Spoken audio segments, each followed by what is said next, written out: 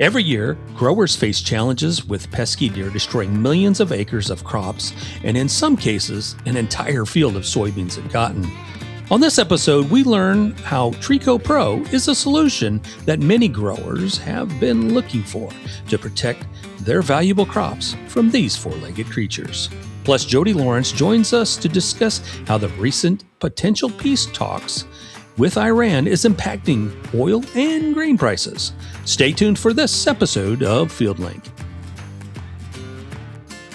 And welcome back to FieldLink. I'm your host, Bill Smith. And on this episode, we're going to talk about deer.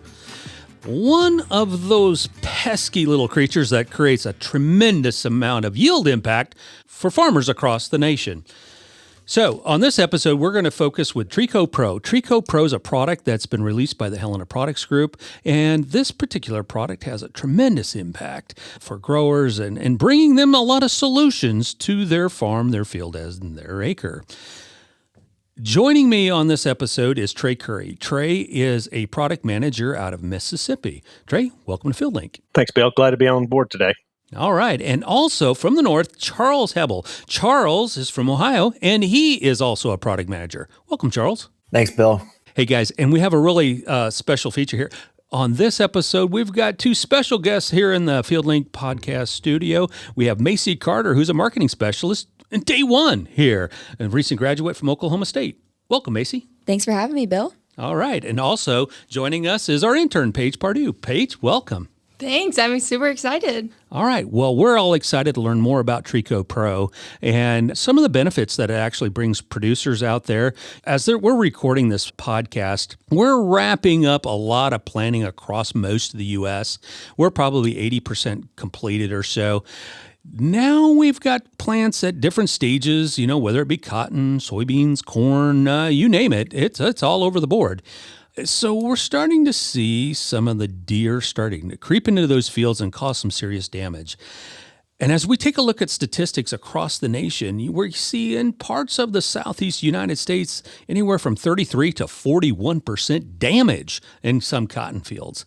And we're seeing yield losses anywhere from 34 to 42% yield lost. That's quite an impact. Ultimately, folks, we're looking at tens of millions of dollars that are impacted every year. And in the Midwest, anywhere on a corn crop, $105 to $585 can be impacted on an annual basis, and $39 to $470 on soybeans. Quite a range, depending upon the pressure that we have in deer population. Trey Curry, you've been experiencing Trico Pro for a couple of years. You've got a lot of experience, a lot of hands-on experience. How are growers utilizing Trico Pro today in your market? It really depends on what the deer pressure is like in the area. We've got situations where we'll wait until we get a stand in the field, and they'll come in either with an airplane or a ground rig, depending on what the field conditions are like. But we'll spray a buffer strip or a boundary, make one swath around the field. If it's a single application like that, we'll typically run it at 2 quarts per acre, and we've had really, really good results with that. Some of the pilots the first year, I guess that was 3 years ago when we started doing this, the pilots were noticing where we had wet conditions. They're like, we know it's working because we're not seeing tracks where the deer are going out in the fields, like where we haven't treated. And when you start getting that kind of word of mouth feedback is pretty strong from the applicator. So that kind of got the ball rolling for us. And we had some competitors talking about what a great job we were doing advertising the product. And it's like, we haven't spent any money on advertising. It's all word of mouth that's causing it to really take off. Wow.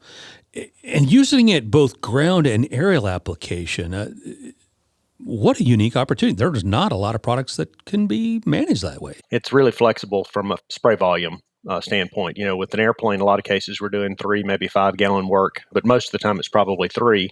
And then with a ground rig, it could be anywhere from 7.5 to 15 gallon acre application rates. And we've had great success with it. No issues on tank mixes. We've run it in numerous applications, either as a standalone product or in combination with other herbicides or with herbicides. Mm-hmm. And it's worked very effectively for us. And so tank mixing it with a herbicide, insecticide, no issues with that particular situation? Not that we've seen so far. And it's gone out on a lot of acres across, in my geography from Mississippi, North Alabama up into to East Tennessee, and we've not had any issues with it as a tank mix partner. Wow, that's awesome.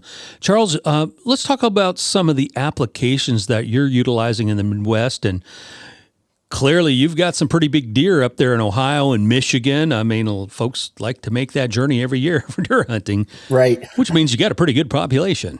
Yeah, they joke up in Michigan, you don't get your truck fixed after you hit the first deer. You wait till the second or third.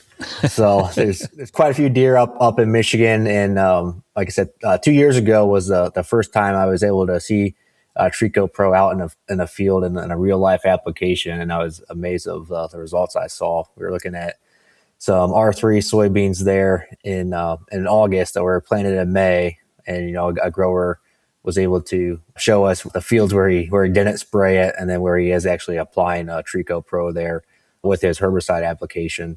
And it was night and day. The fields without Trico Pro looked like they were mowed down. It looked like they were planted maybe 2 weeks ago versus the fields that were still going to be high yielding soybeans. And I'll tell you from my experience, you just can't replant soybeans, and they're never going to catch up, are they? They're not. And like we were talking on the soybeans there, it seems that once they're in that first couple trifoliate stages is when they must taste the best for the deer, because it's when they really go after them. So we're making sure we're recommending Trico Pro there in an early application of a soybean herbicide pass. Well, and Bill, what you were talking about there with the timeliness, if you lose your stand, in a lot of cases it may be too dry or too wet to be able to get back in and replant. Even if you've got the seed to go back in and be timely, or you think you can, right? You really end up with two fields, or within that same boundary, because of the differential in planting in a lot of cases. And that just continues to create havoc. At harvest time, we've got wet beans, we have beans that aren't ready,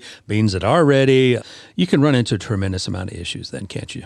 Absolutely. Okay, Charles, we've talked, clearly we're utilizing Trico Pro on cotton in the South. Soybeans it's a home run. We've talked a lot about that. Corn for sure. But you're also utilizing it on a lot of specialty crops too. Let's talk about some of the crops and experiences that you've had in the Michigan market. Correct. So we get into Michigan there, into some specialty crops, some of those high value vegetables. We're using Trico Pro as a deer repellent, as well as into some of the Christmas tree market. We were actually spraying some of that with a drone in the fall and keeping some of the deer out, because once you have some deer damage on Christmas trees, they become unsellable. So it's definitely a high value to get a nice return there with Trico Pro and keeping the deer away. What are some of those Christmas tree growers saying about the performance of Trico Pro on those Christmas tree markets? One thing they've noticed, they have more sellable Christmas trees coming the next following year, and spraying it in the fall and being able actually to see less deer tracks to the Christmas trees. We were able to kind of quantify it that way, that we're able to get a good performance out of it. Trey Curry, you mentioned as we were preparing for this podcast that Trico Pro had some pretty good performance on your family's Christmas tree farm in Mississippi. Yeah, we've seen that it definitely can help keep them out. My dad's got an operation. It's small. It's actually in Northeast Louisiana. Oh, okay. But they've looked at it and have seen some success with it. We don't have a lot of deer pressure because of the size of the farm and a couple of good dogs. They do a pretty good job in that regard. But yeah, again, it's been a nice tank mix partner and kept us from having issues if we had to make an application. So it's worked well. I think that just speaks to the flexibility of this product. It's pretty unique. It's pretty easy to utilize, and it's safe. Let's talk a little bit about safety. Trey, what is Trico Pro? What makes this product? What's the secret sauce? The active in it is, we've been told, it's sheep fat. So it's a naturally occurring byproduct that comes when sheep are harvested. All of the meat is for human consumption. So we know it's safe. Everything's been well tested. And, if you look at a label, the piece that's giving us that repellency is the sheep fat. So it's a naturally occurring element, or not element, but a naturally occurring material. Yeah, definitely. And Charles, I would assume that especially those vegetable growers really got to like the fact that we've got a natural occurring product that they're putting over crops that are going to be harvested at different times throughout the season. Correct. If you look at our label, there's a very short re-entry interval, as well as a 2-week pre-harvest interval you can look at that will have no effect on the taste or smell of your final produce crop. And you're talking, when we talk about produce, it's a big word. That encompasses a lot of crops. And of course, in Michigan, like California and other markets, you cover a lot of different crops. I mean, we talked carrots, asparagus. You've got a wide range of crops that you can utilize Trico Pro, and many of your customers are utilizing it today, correct? Correct. Yeah, they're typically running either a broadcast application, maybe in a lighter deer pressure, or they're doing the border pass application with a broadcast in the middle of the field as well. Mm-hmm. What kind of specialty crops seem to be predominantly, really being used in your market on the specialty side? Yeah, it seems to be we're using a lot on the cabbage market, any of the cucumbers. I'd say any of the vegetable crops we're seeing a good return on Trico Pro. Yeah. And Trey, I think you mentioned you've got some unique crops too that are being utilized down in Mississippi. We've got a fresh sweet potato market down here that, especially late in the season, as those potatoes are bulking, a lot of cases, that potato is just below the soil surface. And as they begin to size, they'll break through the surface of the soil. Well, the deer will come out and begin to feed on those potatoes in the field. And you just think a beetle is a pretty bad thing to have bite a potato. A deer is not something you want to have bite your potatoes. That pretty much wipes it out. So we'll actually make applications of Trico Pro over our sweet potatoes as we get closer to that harvest window to help protect those potatoes, because you've spent all your money at that point. You're just waiting on harvest, and it opens up an opportunity. And we've got some peanuts in the state also. It's a fairly small number of acres, but where we have them, it's an important commodity. And we've seen good results with Trico Pro there as well. So, Paige, I think you got a question related to Trico Pro and the urban market. Yeah, as someone who lives in such an urban area with more deer than people, I think it's good to be noted how we can use this product on our raised garden beds and bushes. So, could you guys touch on that a little bit for me? Yeah, so Trico Pro, it's got a label for ornamentals and trees and shrubs, so it's completely safe to use on your landscaping and garden, and even you could use it undiluted to get a full season repellency effect. Yeah, it's totally safe on those ornamentals, so it'll keep the deer out and keep your plants looking nice. Yeah, definitely a huge market for us with our Helena specialty group utilizing Trico Pro in the turf and ornamental market where a lot of bushes are grown. We have a lot of vegetation like that. Phenomenal product in that. Great question, Paige, especially in those urban markets where, traditional methods for controlling deer population is really hard. I know we've had some discussions in the past with folks up in Michigan and Iowa, especially around airports where we can't use traditional methods of thinning out the herd, whether it be, by utilizing guns, that sort of thing. You can't do it. So Trico Pro is a pretty good product, especially keeping deer away from critical areas like an airport or a runway. Very, very important. Macy, you got a couple questions here? Yeah, well, I was just thinking, I know that we've got super tight margins this year, and I know that traditionally producers might not consider wildlife management as a part of their budget. So I guess my question is, why now? Why is Trico Pro worth that additional investment? Well, I can speak to that. We've had customers that, because of deer pressure, ended up having to replant their beans sometimes one or two times and still not harvest any yield in those areas. In some of the hill areas in East Mississippi, literally have planted some fields 3 times and harvested 0 yield in parts of those fields. So if we can get the beans planted, we're saving those additional seed costs and actually harvesting yield in those areas that traditionally haven't. I guess it was 2 years ago we had that experience where the grower was like, hey, I cut 30 bushel beans. And I'm like, well, that's not great. He said, no, last year I cut 0 bushel beans in that part of the field. So he said, I know I had some feeding pressure, but it kept them out long enough that we were able to get a stand established. I only had to plant that area of the field once.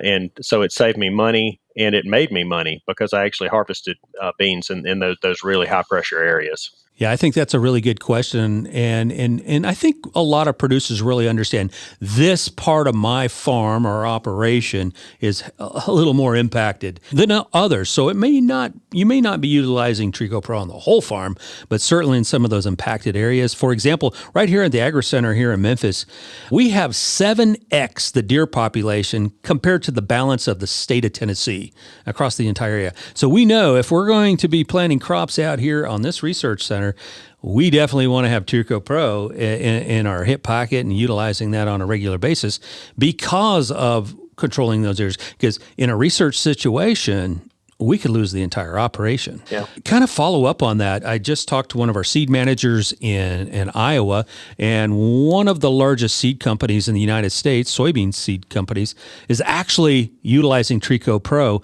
on their production acres this year to protect that. And if you think about soybeans, when we think about economics, seed production is one of the most expensive areas on a per acre basis in agriculture. So protecting those seed corn acres or soybean acres, very, very vital. And we're seeing some very good response to that. To follow up on that application, we've talked about it a little bit, but I'm curious, how does this product work into producers' current crop protection plans? So it can tank mix easily with their current post-herbicide tank mixes there. We see no issues there as far as tank mix. It is, we call it sheep fat oil is that active ingredient.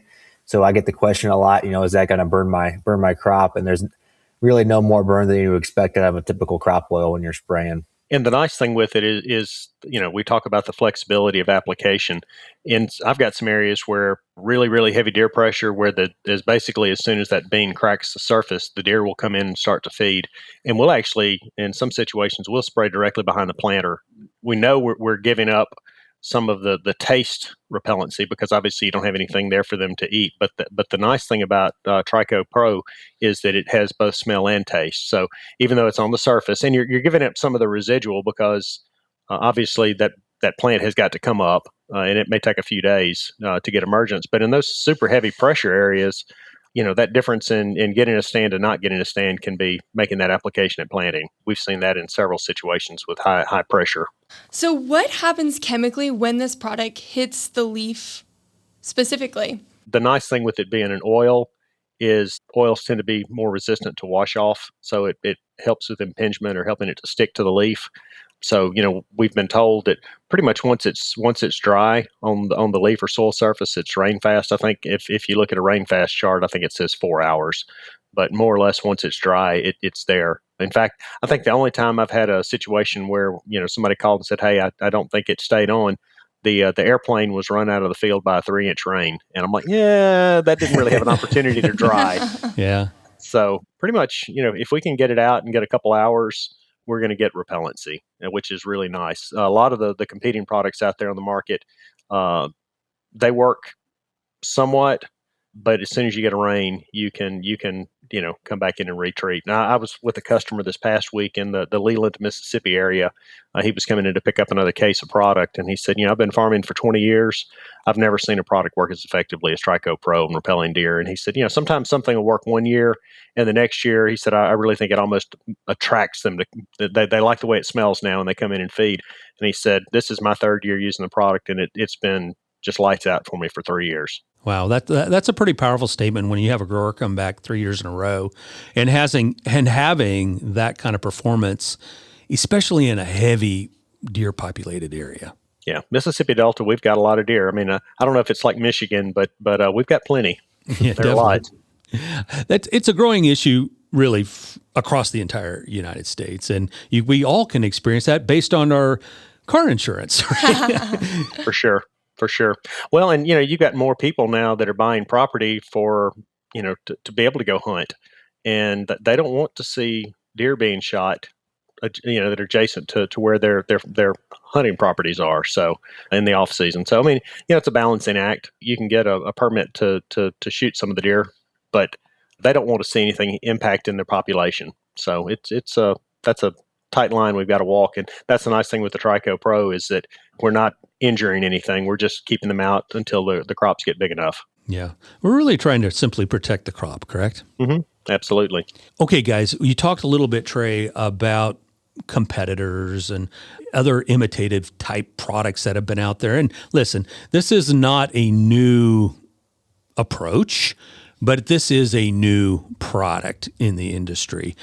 Let's talk about some of the competitors and some of the challenges that they have compared to Trico Pro. Some of the products are dry materials that don't necessarily mix well. In some cases, they don't smell very good to the people that are having to mix them and to apply them. You got some things that are blood-based, some things that are pepper, some of your oils that you got to be really careful working with that can cause some burn or irritation. And again, sometimes you're worried about they're not very rain fast. Mm-hmm. So there's some handling issues with some of them. Some of them work well, if they're applied correctly and they've got the right weather conditions following application. So we're not saying that there aren't any other products in the market that work, but just from a standpoint of ease of use and our experience, Trico Pro is top of the food chain in that regard.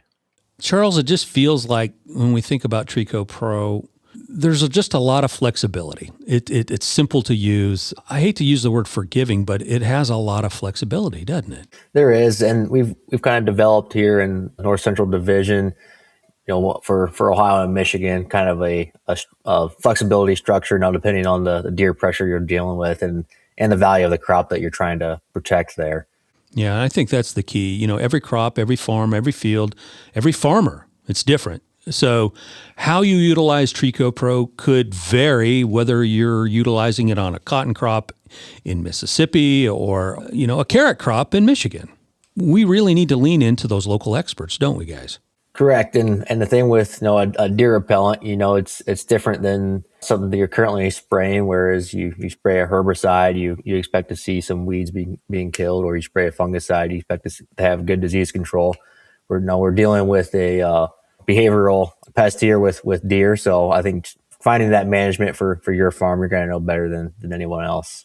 Yeah, I think that's a really, really important point, Charles. We're dealing with Mother Nature here, not just a straight chemistry type product where, hey, seaweed, dead weed, that kind of thing. We're dealing with an animal, and they can adapt and they have different behaviors. But we do know that Trico Pro is pretty consistent in managing some of those behaviors, unlike, again, I keep coming back to the herbicide, as you mentioned. And we've seen, longer efficacy with Trico Pro versus some of the competitive products we talked about. Some of those that you might have to reapply multiple times throughout the growing season, where in our row crops, typically we're applying once, maybe a second time with Trico Pro there. What are some of the watch outs? With any product, you want to manage it.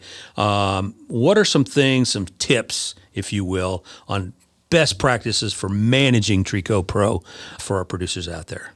I would say on a best management, we definitely want at least a 70-foot barrier there around the perimeter of the field. If you're just doing a perimeter treatment there, we have a barrier minimum we'd like to see there with Trico. And typically it's going to be the last thing that goes in the spray tank. Like with any of your oil-based adjuvants, that would be the last thing that would go in the spray tank, just from a compatibility standpoint. And again, having a wide enough buffer around that field boundary, so they don't get pushed too far out in there and get past it. And I think one of the other things that I've talked to some producers that have used it, and we've talked to a lot of folks that have used it in deer plots, you name it. Pay a little attention to Mother Nature. And you touched on it earlier, Charles. If you're expecting a rain, within the next few hours, you may want to hold off a day or so before you make that investment in that application. You certainly need to stay on top of things, but giving it time to dry is something that is pretty important. Correct. It's like your conventional chemistries that you use. There's a rain fast, so once those products are dry on the leaf, you're good to go. So same thing there with Trico Pro. Once we're getting enough time for Trico to dry on there, we are good to go as far as rain fast. Trey, in your market where you've utilized Trico Pro, for example, on soybeans, what kind of efficacy are you seeing generally with Trico Pro? Typically about 4 weeks. I mean, it's been pretty consistent. Occasionally maybe a little less than that, but I'll feel pretty comfortable in that 21 to 28 days of repellency at that 2-quart rate. It's done a really good job for us in that regard. That's kind of the sweet spot too, isn't it, Trey? If we can apply that at the right time, especially on soybeans, where we get that 21 to 28 days of security, those beans get tall enough where they can the deer get kind of bored after a while, don't they? They do. I remember looking at a field. It was in an oxbow on a river in the Mississippi Delta. It was about 15 acres. It was completely surrounded by riverbank. And when I went in to look at it, that they'd done a 2-quart rate across the whole field because of the size of it. After you wrapped it, it didn't make sense to leave the middle out. But they were like, we may have to come back in and spray. But by the time we were back in there looking at it at about 3.5 weeks, the beans were up, had a great stand, and you could see where the deer had come through and maybe nipped a trifoliate here or there. But the beans were plenty big, and you had that size differential. And like I say, I don't know if the beans just aren't as palatable to the deer at that point as they are when they're first and second trifoliate. but they could take some feeding pressure and had a good harvest. Charles, do you see some impact there? I mean, what are you seeing as we move further north? What kind of flexibility are you seeing? Right. I'm seeing that same efficacy range, about 4 weeks of keeping the deer out there as we got into some fields into the Michigan area near Saginaw and Bay City, where growers can finally raise soybeans again and actually be able to have a harvestable crop. So one thing I think might be unique this year is with some delayed planting or getting a lot of rain this spring, we might have some crops with different growth stages. So there could be a lot of deer pressure, maybe trying to find some soybeans to feed on. So it might be some fields we want to pay attention to sooner than later, getting Trico Pro out there. So Paige, you've been doing a lot of research, kind of digging in a little bit. What does this impact financially mean to producers across the United States? Yeah, well, specifically to me, this product will help me a lot after my incidents with deer in my area. I do live 15 minutes outside of Nashville in a heavily deer populated area, but after doing some research, I noticed that there's quite a bit of damage from these deer. We're looking at 1.7, even higher, $billion worth of damages across the United States over the past couple of years that these deer are being able to come in, take down crops, even some landscape. I know they come pretty frequently over to my flower bed in our front yard. So this product is going to be able to loosen those strings a little bit, make sure that they don't come over and destroy our stuff. So I'm excited to implement this at my house and hope growers around the world also implement this for them. Trey, you talked a little bit about that balancing act, especially in those areas where hunting is super prevalent. What does that look like? What's that partnership with the hunting hobbyists and also Trico Pro? Some of that's still being developed. It's one of those things that not a lot of landowners are aware of Trico Pro. And I know I keep saying Trico Pro and you guys say Trico Pro. When the product first launched, it was called Trico Pro. And now when customers come in, that's what they call it. So I still refer to it. We can call it whatever they want. Absolutely. Just make sure you call your local Helena rep to get your Trico Pro or Trico Pro. We have both flavors that we can ship to you.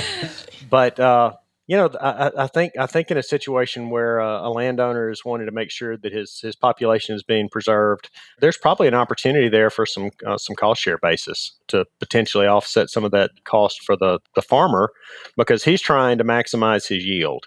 And at the end of the day, I mean, that's what he's out there for, is to try and produce as many bushels or bales or pounds of crop, whether it's soybeans or sweet potatoes or cotton, and maximize his return. And those deer can be pretty pesky. Like I say, when you go from, cutting 30 to 80 bushels to no bushels because of deer, that's a pretty big hit economically. So the farmers aren't very friendly to the deer when they start to see that big of a hit.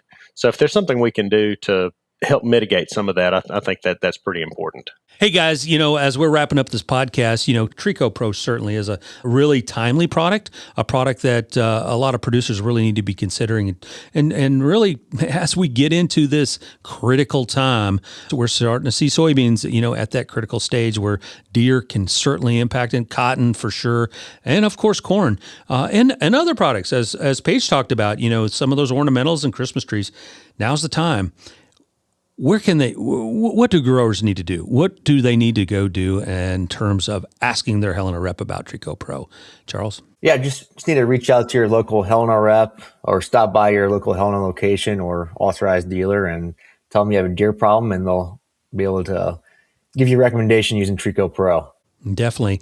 And if you're looking for questions and information on Trico Pro, definitely check out helenaagri.com. We've got Trico Pro up there and some information on there. And as Charles said, definitely reach out to your Helena representative for more information. Guys, I want to thank you all for joining us on this episode of FieldLink as we learn more about Trico Pro.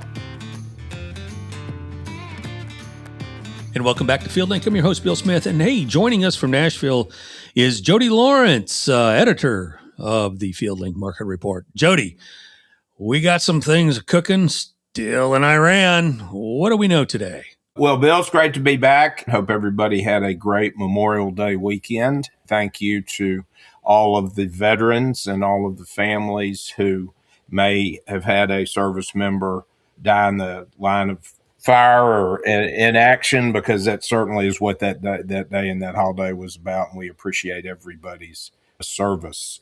Yeah, big news over the weekend, like President Trump and his administration have become very fond of doing. They wait until Friday night, Saturday, or in this case, Sunday, with the markets closed to make a big announcement about something. We've had several weekend announcements about negotiations with Iran over the months. And of course, we had the Chinese trade deal announced a couple of weeks ago on a Saturday.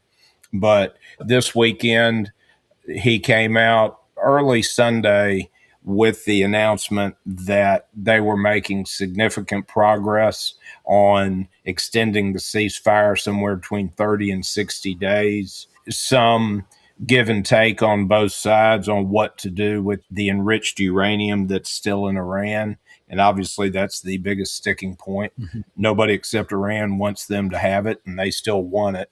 And then that bleeds into, as soon as they can hammer that out, the straits will reopen in some capacity. I think the current proposal is for both Oman, who is on what the southwest side of the straits, and Iran to kind of be in charge of it, whether it's a toll situation for every ship that comes through.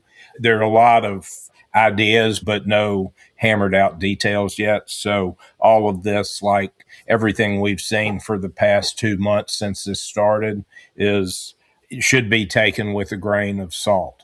Added volatility, because I don't think the markets are going to return to normal trading probably until we see the straits reopen, no firing upon or any other problem for a week or so, and who knows how long we are away from that. Yeah, definitely a lot happening in Iran, a lot of discussions.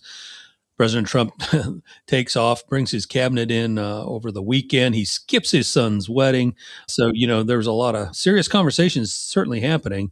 And then announcements come out this morning that we took some action on some Iranian ships that are still laying landmines in the Strait. So there's still a little bit of volatility happening over there. Yeah, and the lowest trade on West Texas Intermediate crude, because they opened on Sunday night, as did the equity indexes, it was trading down as low as about $88 to $89. So, a full $5 lower than where we're trading today. Mm-hmm. It bounced on the news, but unlike previous kind of trades when we ended up with a skirmish popping up or bombs being dropped, it really only took a very small percentage as opposed to what it had lost, a couple dollars rally in the price of crude.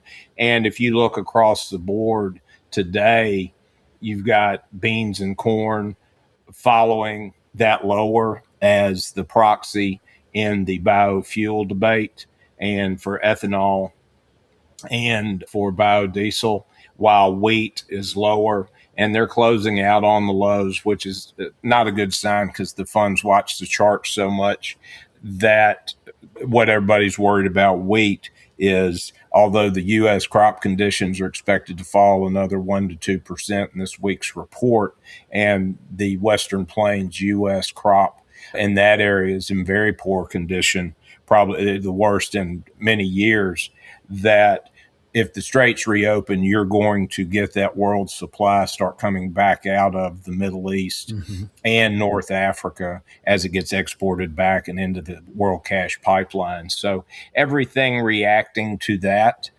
And I think we're just going to be stuck on that situation until the straits are reopened long enough that everybody just turns their attention elsewhere. Jody, you talk about being stuck, and it feels like we're stuck right now in the Iran debate back and forth here a little bit. But other areas that we're stuck is in China. We're coming off a couple of weeks of President Trump and his team coming back from some meetings in China, and a lot of things were talked about, some good things in the making. But we're kind of waiting to hear the Chinese talk about them, aren't we? Yes, and this is really part of it, because you look at President Trump's big announcement and the surprise about the extra $17 billion of Chinese U.S. ag purchases. We are now trading bean prices, if they were going to be extra beans, and the same for corn, back down below those levels where it was announced. So what we've not seen in the cash market is any interest from a Chinese related firm, whether it's COFCO or some of the what they call privately held grain import firms, that they're calling Cargill or they're calling Bunge or calling anybody on the West Coast to get any bids to buy any additional. You'll see a little bit here and a little bit there, but nothing concrete has come out of it, and we certainly have not seen it in the daily flash sales report. So I think we're just in a really kind of nervous period for the markets, because there are a lot of people who are very, very bullish this trade deal and the potential impact of reduced fertilizer for both the U.S. crop that wasn't purchased during prepay this year and then for the South American crop next year. But you can't put all your eggs into that basket, because there are a million different ways this thing could play out. And just thinking that the ag markets are going to be supremely bullish and take everybody back into that 22, 23 level of profitability. I want everybody to be very cautious about drinking that Kool-Aid, because there's so many things that could happen. The straits reopen, crude goes back to $80. China says, no, we're not doing any of that. And we're right back where we started, if not lower than we were when we started the year. So to me, it's just a very slippery slope where we sit right now. We were happy with the sales we made to get the rally. Now it's just a matter of how everything plays out. And really what's really critical next, we'll turn the calendar to June next week, waiting for the June 30th acreage report, yield potential, and if China does anything, because the weather by and large so far is pretty good. The wettest areas from Ohio in the southwest track all the way down to Missouri have gotten a lot drier than they were after that 10 days of excessive rain. They've caught up on the planting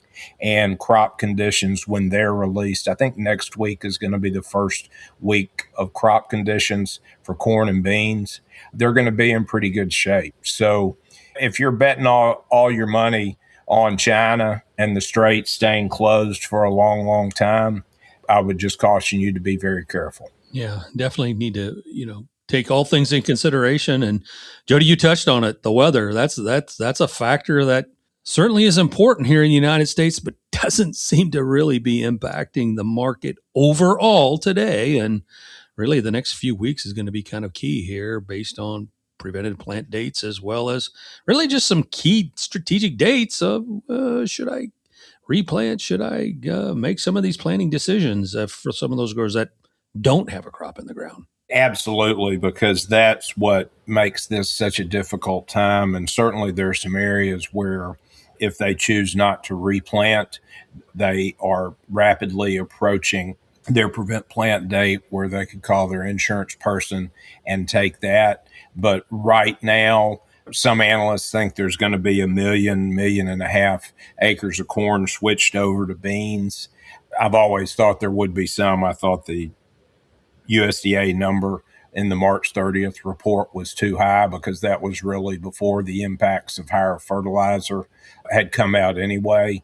And while we may get that cut, I think the market to an extent is already trading all of the factors that are playing into this, from higher fertilizer costs to the wet weather in the southern Ohio Valley. Yeah, and we do have a planning report coming out later today, so we're going to miss that for this recording, but anticipating around 75% completion across most of the corn and soybean market. Progress is moving along, but boy, the next couple of weeks certainly are critical. And yeah, just June is always so critical. You can't underestimate the importance of what we see as we start kind of peeking into, in a week or so, the 14 to 17 day forecast for early pollination, because we know that the crop was going in the ground very quickly at the beginning all over the country, despite a kind of a cooler than normal spring. But these next 2 weeks are going to be really important, because you hate to say it, but the most bullish scenario is that the straits remain closed and the war rages on, but China does pick up the phone and call. But there's the other side to this too, and I think anybody out there playing poker can understand this analogy. Why would China confirm that they made this deal just for the price of what they're about to buy to go up? Yeah. So right. Their silence may be telling us something that on the face looks bearish, but could end up being bullish. But I'm going to take all of this with, we've seen too many false starts and false hope put into trade deals with China and the end of this war. Yeah, good information, Jody. Appreciate you joining us here on today's FieldLink podcast. And, if you'd like to get Jody's daily commentary, be sure to log in to HelenaAgri.com, sign up for the FieldLink market report, get that daily market report coming to you. Be sure to click on the button and go ahead and submit your request for the text messaging. And boy, Jody, this time of year, when those markets move quick and we're one X tweet, or Trump tweet in this case, away from seeing the markets really move, and that's an important tool to have, isn't it? Yeah, we've been using them a lot, mainly on the Sunday night openings, and then this week, it, of course, was on the Monday night. But just to give everybody an idea about how impactful this news coming out of Washington or what's happening in the Middle East is, because that certainly you need to be prepared to start your week. Because if on Friday you were thinking about waiting for it to rally and Trump does something that sends crude oil lower and corn and beans lower, you need that information before the end of the day closes on the first day of the week trade. So it's just time to stay on top of it as everybody gets into the wrap-up phases of planting. So if you haven't signed up, be sure to go to HelenaAgri.com, sign up for the FieldLink market report and text messaging service so you're on top of your game as you're getting ready to plant and harvest Plant 26. Jody, thank you for joining us on this episode of FieldLink. Thank you, Bill.